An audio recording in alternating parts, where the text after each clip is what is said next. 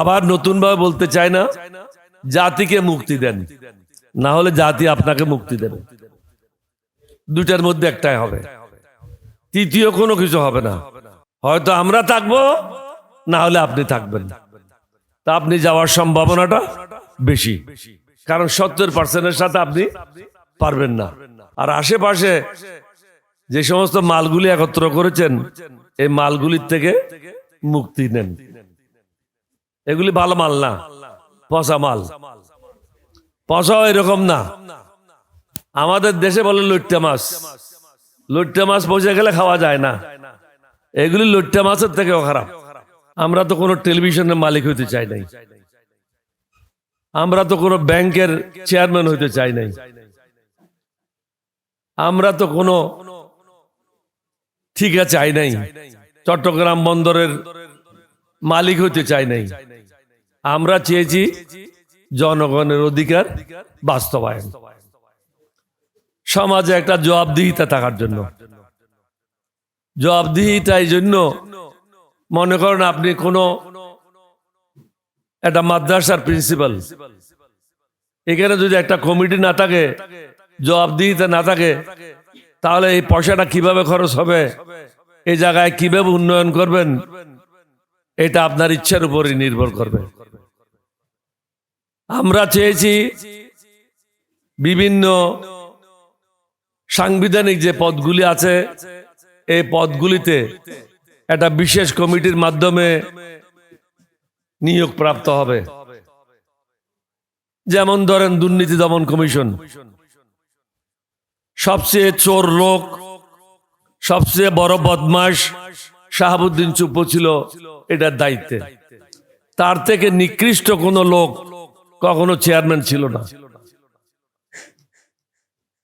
আমরা চাই না এই ধরনের নিকৃষ্ট ব্যক্তিরা সাংবিধানিক পদগুলিতে এসে কলুষিত করুক। জনাব তারেক সাহেবকে এটা বিশ্বাস করতে হবে, আপনার দলের অনেক লোক আছে যারা গুলশনে ছিল, বারিধারাতে ছিল, বা ঢাকার বাইরে অনেক জায়গায় ছিল, তারা কিন্তু মুভমেন্ট দেখে নাই। লক্ষ লক্ষ লোক কিভাবে ঢাকায় সমাগম হয়েছে এটা তারা দেখে নাই। এটা তারা সিনেমা দেখার জন্য আসে নাই। আজকে জবাবদিহিতা না থাকার ফলে কি হচ্ছে, মা ছেলেকে নিয়ে হোটেলে থাকছে, ভাই বোনকে নিয়ে রাত্রে যাপন করছে, এমপি মন্ত্রীরা সুন্দরী রমণীদেরকে নিয়ে হোটেলে রাত কাটাচ্ছে। আমরা কোথায় যাচ্ছি তাহলে? জাতি হিসাবে কোন দিকে অগ্রসর হচ্ছে? ধ্বংসের দিকে অগ্রসর হচ্ছে। আপনি কি শহীদ রাষ্ট্রপতি জিয়াউর রহমানের ছেলে হিসাবে, বেগম খালেদা জিয়ার ছেলে হিসাবে এটাই কামনা করেন দেশটা ধ্বংসের দিকে যাক? আল্লাহর কাছে কি জবাব দেবেন? আপনি তো বলছিলেন মদিনার সনদ হিসেবে কাজ করবেন, এখন মদিনার সনদ কোথায় গেল? এখানে মঞ্জু সাহেব বলে গেল আপনার 31 বা 32 দফা, এই দফাগুলি কোথায় গেল? এই দেশের মানুষের প্রতি দয়া করেন, জবাবদিহিতা নিশ্চিত করেন, না হলে সমাজ প্রতিদিন প্রতি সেকেন্ডে ধ্বংসের দিকে এগিয়ে যাবে। এখানে অনেকেই বলেছে বিভিন্ন শিক্ষা প্রতিষ্ঠান এখন একটা যুদ্ধক্ষেত্রে পরিণত হচ্ছে, শিবিরের ছেলেদের উপর আক্রমণ হচ্ছে হেলমেট বাহিনী দ্বারা। আপনার আশেপাশে যারা আছে তারা কিরকম, তাদের সম্বন্ধে আপনি অবহিত হন।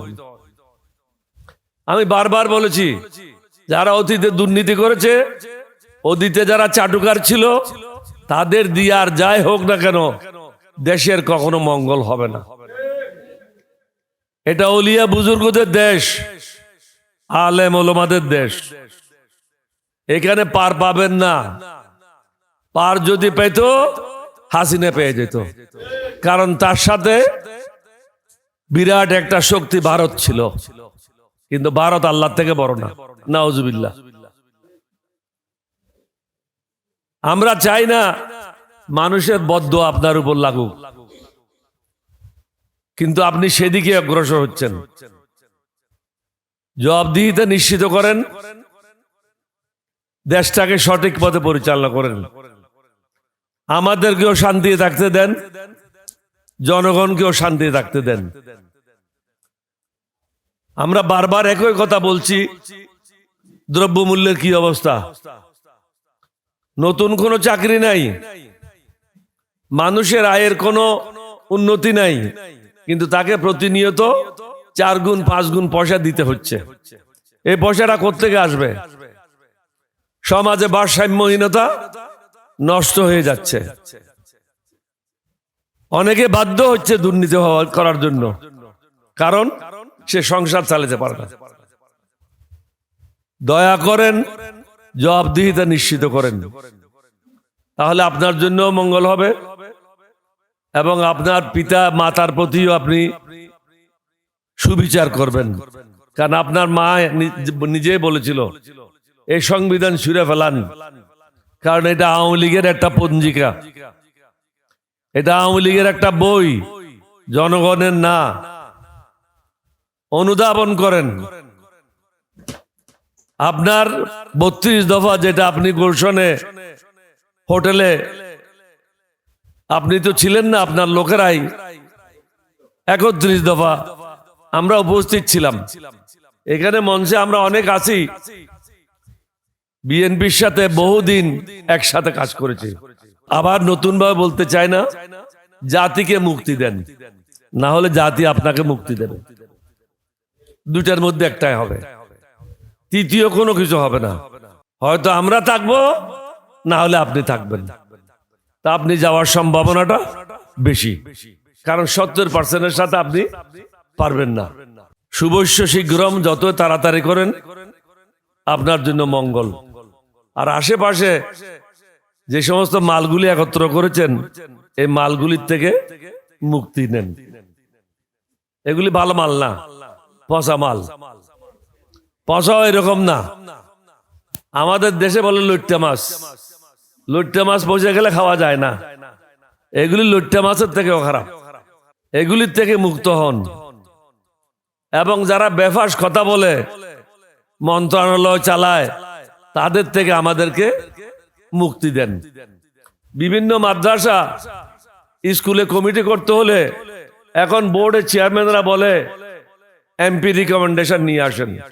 কি জন্য এমপি রিকমেন্ডেশন আনবে? এমপি তো কোনো এক্সিকিউটিভ পোস্ট না, এমপি তো কোনো সরকারি কর্মকর্তা না। এখানে ডিসি সাইন করবে, ইউএনও সাইন করবে, তারপরে চেয়ারম্যানের সাইন করবে। মেহরবানি করে এই বিষয়গুলি দেখেন, না হলে লেখাপড়াটাও অলরেডি নষ্ট হয়ে যাচ্ছে, এটা আরো নষ্ট হবে। কারণ এখান থেকেও চাঁদাবাজি নতুন ভাবে শুরু হয়ে যাবে। আপনাদের সবাইকে ধন্যবাদ। আমরা আশা করব সদাশয় সরকার জনগণের কথা শুনবেন, না হলে আমরা বাধ্য হব আপনাকে বাধ্য করার জন্য। আপনাদের সবাইকে ধন্যবাদ। বাংলাদেশ জিন্দাবাদ, 11 দল জিন্দাবাদ, এলডিপি জিন্দাবাদ।